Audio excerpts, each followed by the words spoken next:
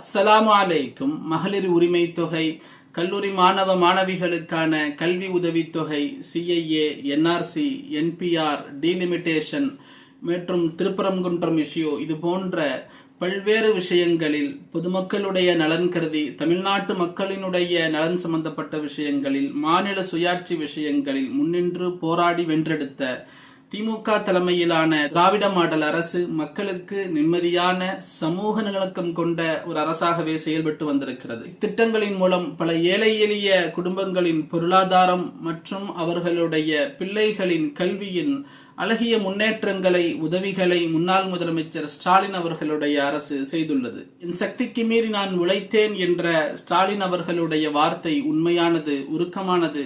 எனது வாக்கை நான் அவருக்காகத்தான் செலுத்தினேன். மகிழ்ச்சியான தருணத்தில் பலரும் உடனிருப்பார்கள், துக்கமான சமயத்தில் உண்மையான நண்பன் மட்டுமே உடனிருப்பான் என்ற அடிப்படையில் ஸ்டாலின் அவர்களுடைய இந்த தோல்வியில் அவரோடு நானும் பங்கேற்கிறேன், கலந்து கொள்கிறேன். அவர் இன்றும் என்றும் பல கோடி தமிழ் மக்களின் உள்ளங்களில் ஆள்கிறார், ஆழ்வார், வாழ்கிறார், வாழ்வார் என்பதை தெரிவித்துக் கொள்கிறேன். தமிழ்நாடு போராடும், தமிழ்நாடு வெல்லும். அஸ்ஸலாமு அலைக்கும்.